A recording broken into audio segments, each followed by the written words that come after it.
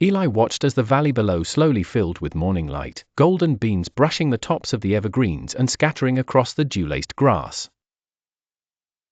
The familiar silhouettes of his children's cars were gone from the driveway, the house behind him echoing with silence. The loneliness pressed in around Eli's shoulders, heavier than the quilt he'd slept beneath the night before. He sipped from his battered mug, savoring the bittersweet taste of strong coffee on a day that felt both unwelcome and full of possibility. A sudden movement caught his eye. At the far end of the gravel drive, a hunched shape limped into view.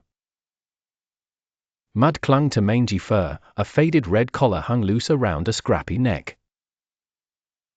Each step seemed a struggle, but still the dog pressed forward, drawn by the scent of breakfast or the promise of company. Eli set his mug down, rising slowly, joints creaking in protest. He stepped off the porch with care, making himself small, unthreatening. He knelt in the damp grass, palm outstretched. Memories fluttered through his mind, bedtime stories, sticky hands clutching his own, laughter echoing down halls that now stood empty. In the early hush, all he could hear was their absence, until the dog gave a tentative sniff and wagged its tail. "Well now," Eli murmured, voice rough as a gravel road, "looks like we both needed a friend today." The dog crept closer, nose brushing Eli's fingertips. A moment's uncertainty, then it leaned into the touch, trusting. Eli felt a gentle warmth kindle somewhere deep inside, a flicker of hope, fragile yet unmistakable. He saw in the dog's cautious eyes a reflection of his own vulnerability. They were two souls adrift, seeking anchor.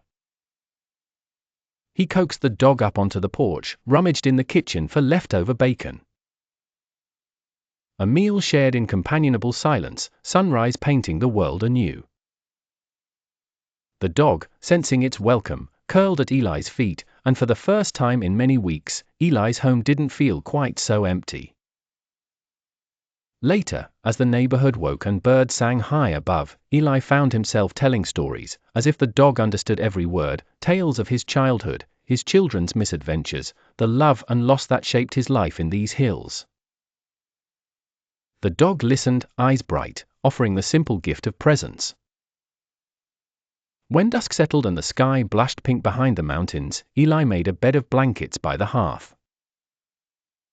As the dog settled in, Eli whispered, "Welcome home, old friend."